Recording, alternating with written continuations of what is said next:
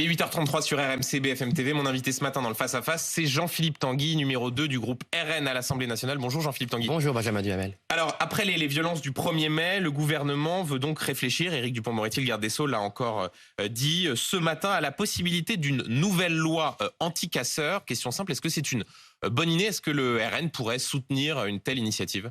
Écoutez, ça pourrait être une bonne idée si le contenu correspond à ce que nous avons proposé avec Marine Le Pen à la présidentielle, notamment des mesures qui permettent d'empêcher des personnes identifiées par la police, par les services de l'ordre, par les services de sécurité comme dangereuses, comme systématiquement dangereuses. C'est le cas des Black Blocs, de toutes les personnes violentes qui sont violentes de manière récurrente, qui sont connues et qui pourraient être bien mieux interpellées. Quel type de mesures, par exemple? Quand, par exemple, vous êtes identifié par les services de renseignement ou par les forces de l'ordre, donc si vous avez des précédents, de pouvoir vous empêcher de vous rendre à des manifestations car vous êtes identifié comme dangereux ou potentiellement dangereux. Ce sont aussi des mesures qui associent les groupes violents aux violences qui sont commises. C'est-à-dire que systématiquement, quand vous participez à une émeute ou à des violences de toute évidence organisées et volontaires qui n'ont rien à voir avec la manifestation, que la justice puisse vous condamner pour cela. Jean-Philippe Tanguy, vous savez que lors du précédent débat sur la loi anti-casseurs, le Conseil constitutionnel avait annulé la possibilité d'une interdiction préventive de manifester si quelqu'un constitue un trouble à l'ordre public. Donc là, ce que vous dites sur le papier est très bien, mais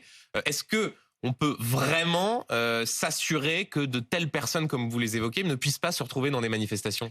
Je pense que c'est possible. Est-ce que le droit le permet? Oui, je pense que le droit le permet, l'a permis dans d'autres situations, et que de toute façon, si parfois il y a un désaccord avec le Conseil constitutionnel, je rappelle que le général de Gaulle a été très clair, dans ce cas-là, c'est le peuple qui est souverain. Donc si parfois il y a une contradiction entre l'appréciation des juges et la volonté du gouvernement, il faut demander au peuple son avis. C'est le sens d'un référendum qui peut aussi permettre d'outrepasser une mauvaise lecture de nos textes fondamentaux. Donc un référendum pour limiter le droit de manifester? Non, ça pourrait être un référendum sur un texte général qui permette de renforcer l'autorité de l'État. Si le Conseil constitutionnel, et ce n'est pas obligatoire, persiste à vouloir faire une interprétation de nos textes fondamentaux qui n'est pas le sens qu'a voulu lui donner le général de Gaulle, puisqu'il y avait auparavant, jusqu'aux années 90, des mesures très fortes contre les émeutiers, contre les violences faites en groupe. Donc si la Constitution de la Ve République a permis autrefois un texte, il n'y a aucune raison, puisque c'est toujours la même Constitution, qu'aujourd'hui ce même texte ne le permette pas. Le garde des Sceaux qui rappelle également avoir fait passer des consignes de fermeté aux procureurs, notamment pour ceux qui s'en prennent aux forces de l'ordre. On a vu ces images qui ont évidemment beaucoup choqué, ce policier atteint par un cocktail Molotov. Est-ce que de ce point de vue-là, vous dites là encore, c'est bien le gouvernement, va dans le bon sens en passant ces consignes de fermeté aux procureurs? En parole, bien sûr que nous sommes d'accord pour qu'il y ait une fermeté pour protéger mieux nos forces de l'ordre et pour punir ceux qui ont atteint leur sécurité, leur intégrité physique. Mais est-ce que ce sera suivi d'effet? Je ne sais pas. De toute façon, à partir du moment où la politique pénale du gouvernement est généralement faible, les juges sont généralement faibles. Quand vous dites en parole, vous considérez que le gouvernement n'est pas assez ferme? De manière générale, évidemment. De manière générale, évidemment, hélas, la politique pénale, la politique judiciaire... Là, sur le sujet des manifestations, sur les scènes que l'on a pu voir le 1er mai. Généralement, il y a beaucoup de gens qui sont remis en liberté avec des simples rappels à la loi, avec des mesures qui sont, des peines qui sont bien trop faibles. Et d'ailleurs, ils peuvent récidiver. Et de manière générale, ensuite, M. Darmanin n'utilise pas tous les moyens que lui donne déjà l'état de droit. Par exemple, vous pouvez fouiller les personnes qui viennent. Ce qui est le cas. C'était le cas, c'est vrai, visiblement, dans les premières manifestations qui sont bien passées depuis quelques semaines, depuis en fait Sainte-Soline, même si c'est pas une manifestation sur l'état social, sur des revendications sociales. On se rend compte que ce qui s'est passé à Sainte-Soline, c'est-à-dire autoriser des gens, y compris quand ils viennent de très loin, à venir sur un lieu pour commettre des violences, à ne pas leur confisquer les armes avant qu'ils les utilisent, M. Darmanin a laissé faire ces personnes et a laissé ces armes par destination passer. De toute évidence, lors de la manifestation du 1er mai, M. Darmanin a laissé des armes passer. Si je vous écoute bien, c'est-à-dire que vous dites que le gouvernement a sciemment laissé passer des armes par destination, des Black Blocs dans la manifestation. C'est l'accusation que vous portez au gouvernement? Il est évident qu'aujourd'hui, contrairement aux manifestations précédentes, des personnes ont pu se rendre sur la manifestation. Oui, mais vous dites que le gouvernement a laissé faire. Le gouvernement volontairement a laissé faire ces violences du 1er mai. Il n'a pas utilisé, de toute évidence, les moyens à sa disposition pour empêcher ces armes d'être sur place. Oui, lors des Gilets jaunes. Qu'est-ce qui vous permet de dire ça? Vous avez des témoignages de forces de l'ordre? Parce qu'ils ont utilisé, parce que les armes ont été présentes. Elles n'étaient pas dans le cas précédent. Donc de toute évidence. Quel type d'armes? Des armes par destination, il y en a plein malheureusement, des projectiles, des marteaux, là on a vu même des marteaux volés, donc ces armes ne sont pas confisquées, par exemple au sortir dans ce type de manifestation. tout se serait parfaitement passé, il n'y aurait eu aucune violence. En tout cas, il y aurait eu beaucoup moins, puisque de toute façon, on a bien vu qu'il y a une gradation malheureusement dans la violence ces dernières semaines dans les manifestations, c'est bien que le gouvernement ne fait pas ce qu'il faut. Par exemple, vous pouvez fouiller systématiquement ce qui avait été fait pendant les Gilets jaunes, les personnes aux sorties de métro, les personnes aux entrées de Paris. C'est très facile de les contrôler. Cela n'a pas été fait. Un dernier mot, la contrôleur des lieux de privation de liberté a évoqué, je cite, des atteintes graves aux droits fondamentaux en garde à vue, trop d'interpellations notamment. Est-ce qu'il y a eu des excès, selon vous, ou est-ce que là, elle sort de son rôle, la contrôleur des lieux de privation de liberté? Je ne sais pas si elle sort de son rôle. C'est son rôle d'alerter les autorités et l'opinion publique sur cela. Moi, je n'ai pas l'impression qu'il y a eu des abus. Je pense aussi que la police et la justice fait ce qu'elle peut dans ces conditions-là. Quand vous avez beaucoup de violence, c'est normal qu'il y ait beaucoup d'interpellations. Et après, il y a une enquête. Et si elles sont libérées, eh bien écoutez, l'état de droit est maintenu. Mais il est normal, dans des circonstances pareilles, d'interpeller un grand nombre de personnes. Le problème, c'est plutôt qu'il n'y a pas un grand nombre de condamnations. Jean-Philippe Tanguy, le ministre de l'Intérieur hier matin à ce micro, s'en est très vivement pris à Marine Le Pen et au Rassemblement national. Je vous propose un petit florilège. Écoutez. Moi, je ne sais pas si vous avez écouté le discours de Mme Le Pen. Si, oui, j'ai écouté. C'est le vide. C'est vraiment le parti de la flemme. Et il n'y avait aucune proposition. Est-ce que vous pouvez me citer, hier j'ai bien écouté, et vous, est-ce que vous pouvez me citer, qui suivez attentivement la vie politique, une proposition, un acte courageux de Mme Le Pen? Un acte qui n'est pas dans la majorité des sondages. Ce n'est pas Alice au pays des merveilles, Mme Le Pen. C'est pas le chat avec le sourire qui s'envole dans le ciel. Mme Le Pen, elle dit toujours des choses que vous voulez entendre. Elle ne dira jamais quelque chose qui est la conséquence d'un sondage qui serait négatif pour elle. Elle dira toujours les choses du côté de la démagogie. Mais où est-ce que ça nous amène ça? C'est pas une femme d'État, c'est au mieux une petite femme politique, comme M. Bardella est un petit homme politique. Quelqu'un qui lit des sondages et qui dit tiens, je vais être du côté de ceux qui crient. Voilà, Gérald Darmanin qui évoquait le discours de Marine Le Pen ce 1er mai. C'est une petite femme politique, dit-il? Écoutez, ce qui était frappant hier dans l'attitude déplorable de M. Darmanin, c'est qu'il était là pour, entre guillemets, se payer Marine Le Pen, visiblement, puisqu'il bouillait, il sautillait sur son siège pour pouvoir dire du mal de Marine Le Pen, ce qui prouve bien que sa priorité, en venant vous parler, c'était pas rassurer les Français sur leur sécurité, annoncer des mesures pour mieux les protéger, c'était uniquement pas pour venir... Hein, là, ça a beaucoup empêché l'autre. Hein. C'est-à-dire qu'on a beaucoup entendu M. Darmanin mal parler de Mme Le Pen et de M. Bardella. On l'a pas entendu 3 ou 4 parler. minutes sur... Non, il était très impatient. minutes, Vraiment, ouais. c'était très frappant à quel point il était... Même à un moment, il a dit enfin, je crois. Il était enfin ravi de pouvoir déverser son fiel. Écoutez, vous savez, la vie de M. Darmanin, c'est une succession de trahisons et d'échecs. Hein. Trahison de son mentor politique, M. Van Est, qui, je rappelle, a été écarté de la vie politique pour avoir relativisé la déportation des homosexuels pendant la Seconde Guerre mondiale. Ça dérangeait pas à l'époque M. Darmanin. Ensuite, il a trahi l'UMP. Bon, vous avez des gens qui étaient à l'UMP, qui étaient sur l'aile libérale, qui étaient sur l'aile centrale. Lui, il était soi-disant de l'aile droitière de l'UMP. Et ça n'a pas empêché de rejoindre M. Macron après en avoir dit le plus grand mal. Il continue à trahir. Vous êtes piqué, hein, il continue. Non, beaucoup de réactions sur les réseaux sociaux hier. Non, c'est Gérald Darmanin, il fait de la politique. Non, mais moi, il je laisse prend pas à une adversaire, Marine Le Pen. Non, il fait pas de la politique. Il fait de la politique. D'habitude. Il manque un aussi. Non, il manque un adjectif. Non, nous ne fait pas de la politique de caniveau, ce qui est la spécialité de M. Darmanin. Puis on n'est pas aussi dans le mensonge d'État. Je rappelle que M. Darmanin, il ne devrait même plus être ministre puisque lors des élections législatives, il a menti aux Français de manière très grave sur ce qui s'était passé au Stade de France. Les soi-disant hooligans anglais, en fait, c'était pas des hooligans anglais, c'était malheureusement des voyous de Seine-Saint-Denis autour du stade qui avaient agressé, harcelé les gens qui venaient voir un match de foot. Et M. Darmanin, au lieu d'assumer sa responsabilité de ne pas avoir assuré la sécurité des personnes qui venaient passer un bon moment en famille, a accusé et a menti aux Français en pleine période électorale. Il a menti, cela a été documenté. Il devrait démissionner? Ah, mais il aurait dû démissionner. Je pense qu'il n'y a aucune autre démocratie. Toujours sa démission? Bon, ça sert plus à rien, puisque de toute façon, la décence publique a largement quitté les rangs de la Macronie depuis longtemps. Mais le fait, je pense que c'est la seule démocratie en Europe, pardon. Aucune autre démocratie en Europe n'aurait permis au ministre de l'Intérieur, qui est aussi garant des élections, de mentir aux électeurs. Non, mais je le tiens à le dire, de mentir aux électeurs en pleine période électorale sur ce qui s'était passé. D'ailleurs, les Français l'ont sanctionné. Je pense que M. Darmanin a permis à beaucoup de députés RN d'être élus. C'était la finale de la Ligue des Champions. D'un mot avant de parler des retraites, il parle aussi du fond du discours de Marine Le Pen ce 1er mai, en disant « elle ne dit rien ».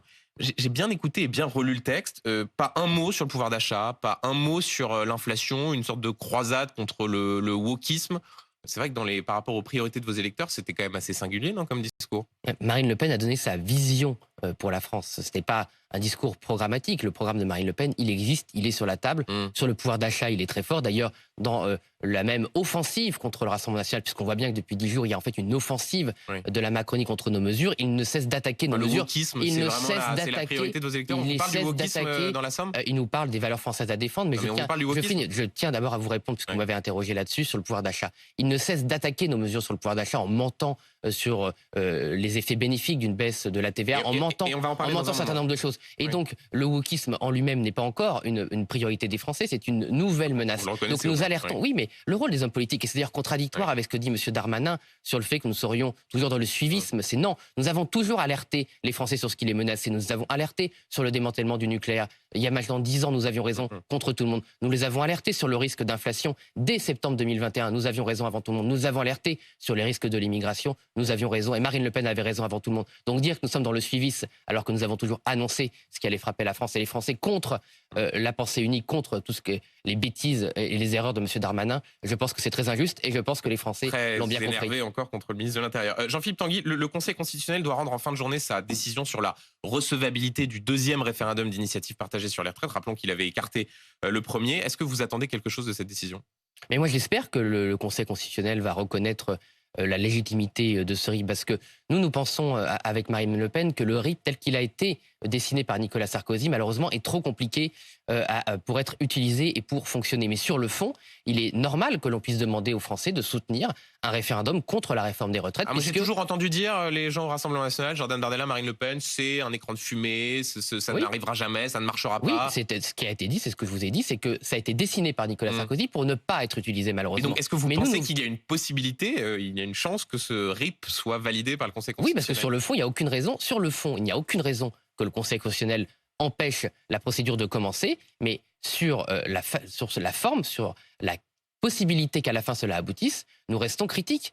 Nous pas pour être pessimistes, mais parce que nous pensons, et d'ailleurs... Et s'il est validé, vous aiderez à la campagne de collecte des signatures? Oui, en tout cas, nous n'y opposerons pas. Nous inciterons ceux qui nous soutiennent, évidemment, à essayer de faire en sorte que ça fonctionne. Une forme d'optimisme ou de pessimisme de pessimisme, puisque ça n'a été fait pour ne pas être étudié. Mais on n'est pas dans la politique du pire. La différence du Rassemblement national avec toutes les forces politiques aujourd'hui, c'est que nous ne sommes jamais dans la politique du pire. Nous faisons toujours tout ce que nous pouvons pour soulager les Français, pour pouvoir les aider. Mais nous ne leur mentons pas non plus. Or, aujourd'hui, la gauche ment en disant qu'elle peut faire un RIP alors qu'elle s'est opposée, M. Duhamel, à la motion référendaire. Oui, mais il faut le dire quand même. Il faut le dire quand même. Oui, mais peut-être que les gens qui nous écoutent ne le savent pas. Si le Conseil constitutionnel ne valide pas ce deuxième RIP, est-ce que ce sera une décision politique du Conseil constitutionnel? Oui, je pense que s'il ne le valide pas, c'est une décision, une analyse, une lecture politique de nos textes. Mais le Conseil constitutionnel... Pas en droit.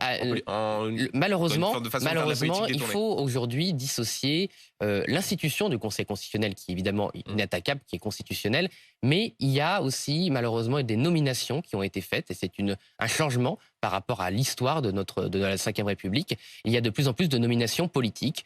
Alain Juppé, Laurent Fabius, ancien Premier ministre. De plus en plus, avant les anciens présidents siégeaient, maintenant ils ne siègent plus, c'est assez contestable. C'est pas spécialement plus politique aujourd'hui que ça ne l'était auparavant. Alors, par définition, les anciens présidents, il y en avait un, parfois deux qui siégeaient, et encore souvent un seul, M. Valéry Giscard d'Estaing. Donc ça ne déséquilibrait pas le Conseil constitutionnel qui est fait de 9 membres. Quand vous avez 4 membres sur 5 qui sont de purs politiciens, sur 9, pardon, qui sont de purs politiciens, ça déséquilibre forcément le Conseil constitutionnel. D'un mot, autre échéance, le 8 juin, le groupe parlementaire Lyot profitera de sa niche parlementaire pour déposer une proposition de loi pour abroger la réforme des retraites. Est-ce que vous la voterez? Est-ce que le RN la votera? Écoutez, on attend finalement l'écriture définitive de cette loi, mais sur le principe, oui, nous la voterons, nous la soutiendrons. Il y a pas beaucoup de suspense, c'est abrogation des 64 Non, on ne sait jamais ce qui peut arriver. Est-ce que, par exemple, la gauche ne va pas faire passer des amendements pour faire une réforme qui serait trop coûteuse pour le coup, et donc dans ce cas-là, saboter une fois de plus toutes les initiatives parlementaires, comme la NUPES a saboté en fait tout le travail parlementaire pour empêcher le Rassemblement national et certains républicains de s'opposer à la réforme des retraites. Mais en tout cas, voilà, sur le papier, vous dites plutôt le RN votera. Là aussi, nous alertons les Français sur la faisabilité de cette procédure, car la charge qui serait créée est très importante. Une charge budgétaire. Exactement. Malheureusement, en France, les parlementaires, c'est peut-être une incongruité, n'ont pas le droit de créer de charge. Donc nous pensons malheureusement que ça va être censuré. Donc vous dites aux Français qu'en réalité, la réforme des retraites rentrera en vigueur. Nous disons aux Français septembre. Que le seul moyen de rétablir la justice sociale et de revenir à un système de retraite juste, c'est de voter Marine Le Pen en 2027. Ça, effectivement, je le dis. Ça veut dire que pour ça, il faut attendre 4 ans. Malheureusement, alors que oui, d'autres c'est les conséquences espèrent, du vote. Mais vous ça savez, puisse arriver la avant. politique, c'est pas un spectacle. Il y a une gravité, effectivement, quand malheureusement on vote pour Emmanuel Macron, quand l'ensemble des dirigeants syndicaux appellent à voter pour Emmanuel Macron, quand l'ensemble des dirigeants de la gauche appellent à voter pour Emmanuel Macron, ça détruit la justice sociale. C'est leur responsabilité. Nous, une fois de plus, nous avons alerté les Français et Marine Le Pen était au rendez-vous pour proposer une réforme des retraites bien plus juste. Jean-Philippe Tanguy, aujourd'hui sera examiné en commission des affaires sociales une proposition de loi de Renaissance, de la majorité, visant à rendre obligatoire le drapeau européen dans les mairies, à côté du drapeau français, qui garderait la place d'honneur, dit le texte, donc en priorité le drapeau français. Bon, évidemment, le RN est contre, pas de surprise. Ça vous traumatise à ce point, le drapeau européen ? Ce qui est traumatisant, c'est le mépris pour le vote des Français. Les Français ont voté en 2005 par référendum contre la Constitution européenne et contre le fait que le drapeau européen, si on peut l'appeler comme ça, l'hymne européen, je sais pas, c'est un emblème qui a été choisi par une commission dans des couloirs. Il n'y a eu aucune démarche. Les Français, aucun peuple n'a jamais été associé au choix de cet emblème. Vous sentez une hostilité personne ne sait d'où il incroyable des vient. Français à l'égard de ce drapeau européen ? Non, je pense que c'est une grande indifférence puisqu'il ne renvoie aucune histoire, à aucun symbole. Donc s'il y a une forme d'indifférence, est-ce que c'est si grave que ça parce que eux veulent imposer les deux drapeaux parce que eux ont une volonté. Les macronistes, tous les fédéralistes européens, ceux qui ont toujours voulu imposer cette construction bureaucratique contre la belle idée européenne et contre la volonté des peuples, veulent en faire un emblème contre la volonté du peuple. Donc quand le peuple s'est exprimé contre, vous n'allez pas contre le peuple. Et ça, c'est la grande différence en fait historique entre Marine Le Pen et le reste de la classe politique, c'est que c'est la seule qui obéit au peuple. Il serait temps que les dirigeants politiques français obéissent au peuple. Mais ça veut dire, Jean-Philippe Tanguy, que si vous étiez au pouvoir, il n'y aurait plus aucun drapeau européen. On se souvient de cette scène de vous en salle de presse à l'Assemblée nationale, retirant un drapeau européen pour prendre la parole. Ça veut dire qu'il n'y aura plus aucun drapeau européen ? Non, nous ne sommes pas dans la contrainte. Donc s'il y a des mairies qui veulent afficher le drapeau européen, ils n'auront pas l'interdiction. Mais nous, effectivement, dans nos prises de parole, quand nous représentons, moi je suis élu du peuple français, je ne suis pas élu de la Commission européenne. C'est vrai que ça fait une grande différence entre moi et toute la majorité macroniste. Eux, ils sont avant tout les représentants de la Commission européenne, ou en tout cas, ils ne sont pas les représentants visiblement des intérêts des Français. Les Insoumis ne veulent pas non plus de... Ils se sont un peu perdus en route, effectivement. Au mandat précédent, M. Mélenchon était très dur contre le fait d'imposer l'emblème européen, enfin l'emblème de la Commission européenne, là où il n'avait pas sa place. Maintenant, depuis qu'ils sont alliés à nouveau avec les Verts et les socialistes, les Insoumis sont très soumis. Jean-Philippe Tanguy, on va parler rillettes. Hier, vous auditionniez l'ancien Premier ministre François Fillon dans le cadre d'une commission d'enquête sur les ingérences étrangères. Et voilà ce qu'il a dit sur sa conception des affaires avec des pays étrangers, en l'espèce la Russie. Écoutez. À partir du moment où j'ai quitté la vie publique, je veux le rappeler, je veux dire, je suis une personne privée et je mène ma carrière professionnelle comme je l'entends. Si j'ai envie de vendre des rillettes sur la place rouge, je vendrai des rillettes sur la place rouge. Vous présidez cette commission d'enquête, ça vous a choqué ou il vous a convaincu ?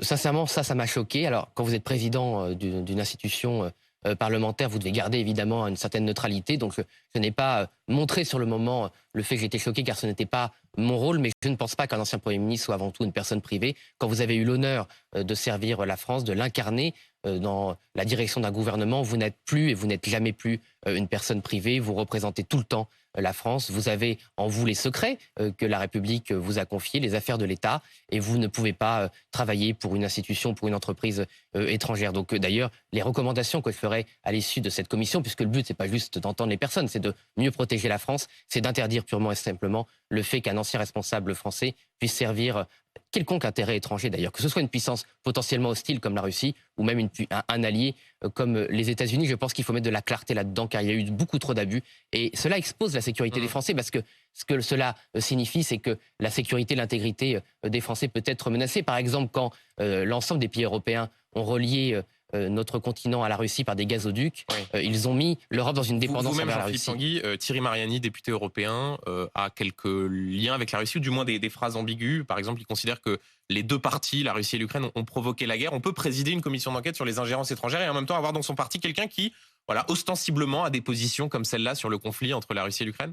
Oui, ce n'est pas du tout l'objet de la commission. L'objet de la commission, c'est pas faire la police de la pensée, d'empêcher des gens de penser différemment. Le but, c'est de voir s'il y a des ingérences. Non, tout le monde sait que j'ai pas la même appréciation du conflit ukrainien que M. Mariani. Ça m'empêche pas d'être d'accord avec lui sur l'essentiel du programme pour la France. Mais je vous ferai remarquer, et je vous remercie de me donner l'occasion de le faire, que je me suis déporté de la présidence de la commission quand des personnalités du Rassemblement national ont été auditionnées. Excusez-moi, c'est la première fois de l'histoire qu'un président de commission se déporte. Nous avons une grande intégrité au Rassemblement national et les leçons qu'on reçoit. Oui, mais les leçons qu'on reçoit en permanence des autres, nous on applique nos principes. Le remboursement du prêt russe du RN, il en est où?